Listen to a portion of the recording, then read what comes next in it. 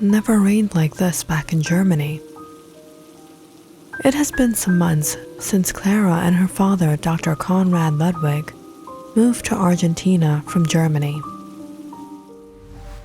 When they first arrived, the villagers around here were welcoming and visited her father for treatment, and he used to help everyone.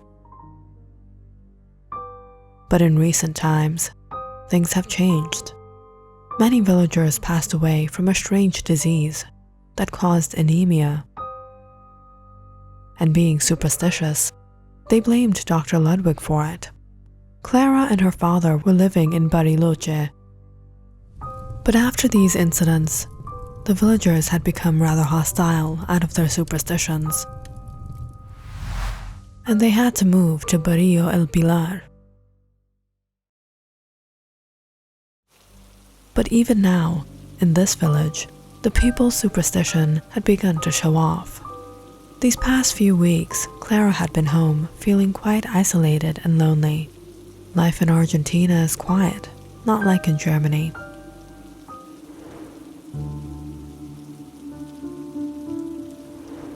Him? Again? Who is he? What does he want? For a few days now, Clara had been noticing a boy around the house, sometimes watching from behind the trees or simply walking around the area. She got up and went inside and out the back door before she went around to the boy, catching him by surprise. "Hey, you, what are you doing here? What do you want?" The boy suddenly stood still and nervously said, I want... "Did you come here to meet my father? Do you need medicine?" "No." "Then, why do you come here? Are you here to spy on us for your superstitious villagers who are making my father into a monster?" "No." "Then why?" I think you're beautiful." "What's your name?" "Santiago." Clara and Santiago became friends, and soon their friendship turned to love, and they started meeting each other secretly by the riverside. What is that you always wear? It's life. Every day, Clara would sneak out of the house just to meet him, but it was one day her father saw her leaving. "Clara, where are you going?" "Nowhere, Dad. Just taking a walk. I was getting bored at home. Nothing to do, no one to talk with." "You can always read books." "Father, I can't read books all the time." "All right, Clara. Don't go too far. It's not safe. You know what's been going on. These villagers are superstitious. They might try to harm you." "Don't worry, Father." Clara rushed out before her father could say anything more, and hurried to the riverside. "You're late. Do you know how long I've been waiting for you?" "Don't ask. Father almost caught me." "Your father is such a strange man." "Strange? My father isn't strange. He's a doctor, a good person. He helps people. If anyone's strange, it's the people of this village. After everything my father has done for them, they're turning him into a monster." "But, you know, in recent time, a lot of people have been dying from this strange disease. It's as if their bodies become drained of blood." "And even you're blaming my father for what's been happening?" No, that's not what I meant. I'm never going to see you again." "Clara, stop. I'm sorry. Please don't leave." "Never talk about my father like that again." "You are so short-tempered, and you are so stubborn." "Yeah, that I am." "Is your father also short-tempered? What if he finds out about us? What is he going to do to me?" Don't worry, I'm like my mother. I've never seen your mother. My mother passed away when I was young. My father raised me all on his own. Clara and Santiago continued to meet. But it was one evening, while Santiago was dropping her off near the house, that her father spotted them.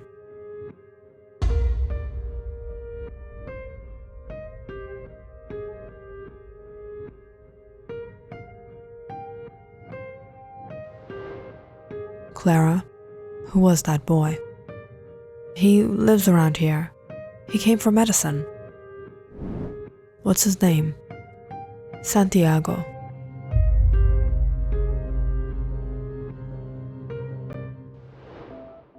Phew, that was a close call. Clara was a little nervous, but to her surprise and relief, her father didn't say anything to her. The next day, Clara sneaked out to meet Santiago again. But he didn't come. In fact, days went by and Santiago was nowhere to be seen. Where is he? It was one of these nights. Clara was sitting with her father out on their porch. It was raining and there was a soothing breeze in the air. Every now and then, Clara could catch a glimpse of the full moon through the wispy clouds. She looked at her father. He was silent. But Clara couldn't help but think, is there something about father I don't know? Why isn't Santiago coming? Could it be that father really did something to him? All of a sudden, the silence of the night was disrupted by a strange noise. From the woods, Clara stood up in shock, seeing Santiago approach them. His body covered in dirt and mud, and in his hands a knife. Upon seeing him, Conrad stood up in rage. His eyes glared up, his jaws clenched. No, this can't be. Clara was frightened seeing her father like this. She stared at his fangs as they pointed from his mouth. Father? Clara turned to look at Santiago as he raised his knife and shouted at him. You have to be a beast to kill a beast. As Santiago ran at Conrad, Clara came in between them.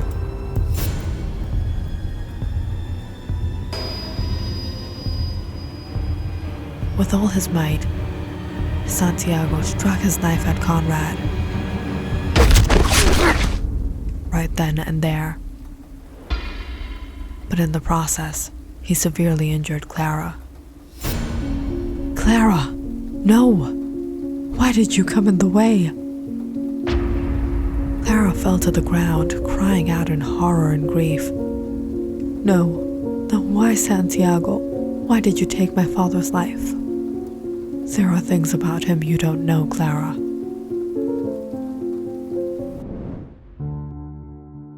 The evening after which Conrad had spotted Clara with a young man and learned he was Santiago, he set out to find him.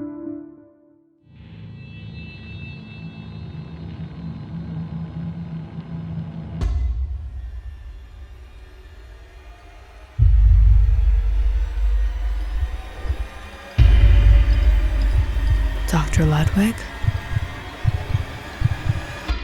You should have stayed within your limits. Seeing Santiago's heart, Conrad knew who Santiago really was. And that night, he took Santiago's life and threw his body in a ditch to be forgotten and rid from his life and from Clara's life.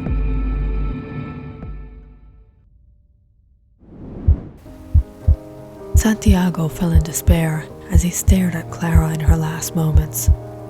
"I love you, Clara. I can't live without you, but there is only one way I can save you."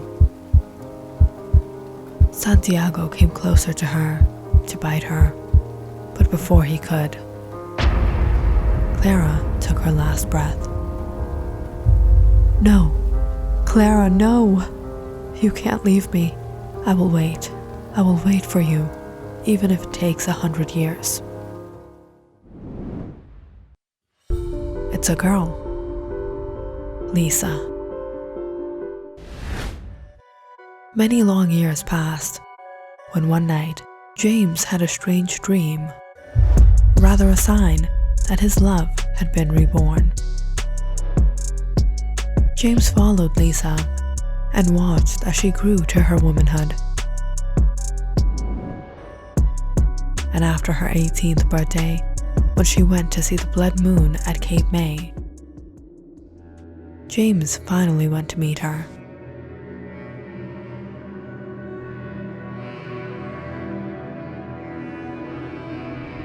"You look more beautiful under the moonlight. Have we met before?" "Look at the moon."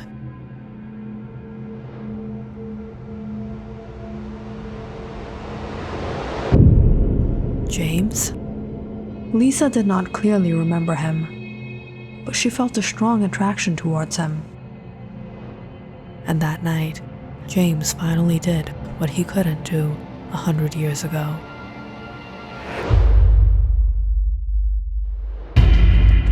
But when he bit her, Lisa felt frightened. "What are you doing to me? Don't come near me." She ran off until she got lost and fell unconscious in the woods. Days later, she was found by the authorities and returned back to her college dorm. But she was no longer the person she used to be. And she could only think of one reason: James. So Lisa traveled back to the woods by Cape May and searched for him until she found him. "Who are you? I knew you would come back to me. How do I know you?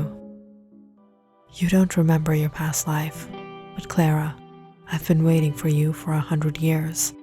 We were lovers, but we couldn't be together." "Santiago?" Lisa walked closer to him, looking at those same eyes, before she pulled out a wooden stake and struck him in the chest. "Who said I don't remember anything? You took my father's life." But James suddenly stood straight and pulled the stake out, like father, like daughter.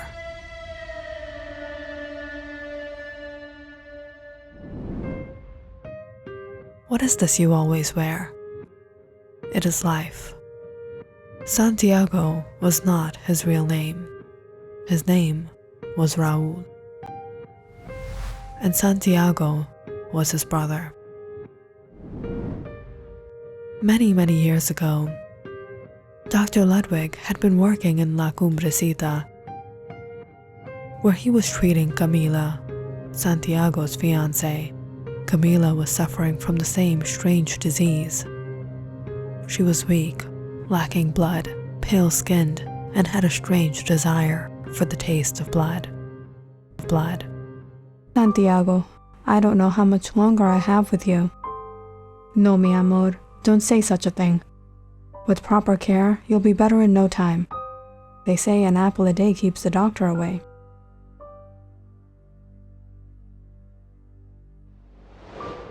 Ay, ay, ay, see what I've done. What happened to you, Santiago? Give me that.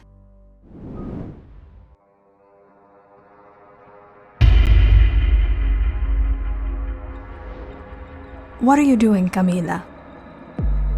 I'm sorry, Santiago. This sickness has made me crazy. Camila never recovered from her sickness. And soon after her death, Santiago realized he had contracted it from her, suffering through the same urges to quench his thirst. Santiago discovered what had happened to him. So he visited Dr. Ludwig for help, only to realize Dr. Ludwig was not a human, and it was him who had infected Camila. But before Santiago could do anything, Dr. Ludwig took his life. When Santiago had gone missing, Raúl began searching for him.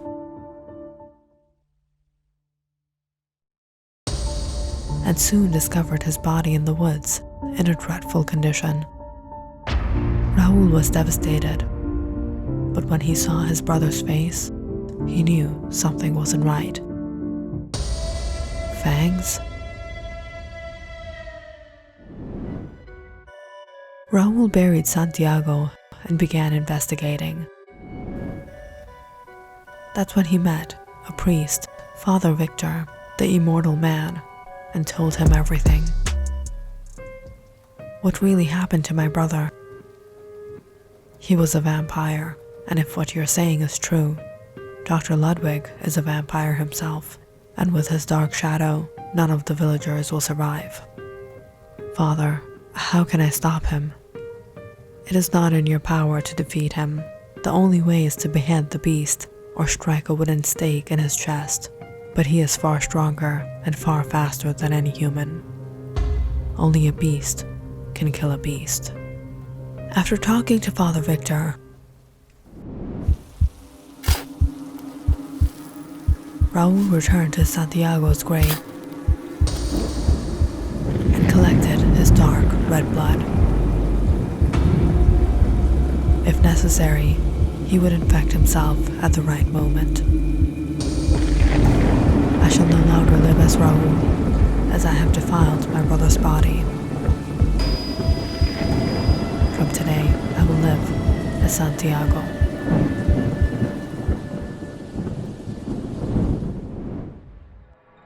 And that night, when Conrad had come to take his life, he knew it was not Santiago, but Raúl. But what he didn't know was that Raúl had taken Santiago's blood.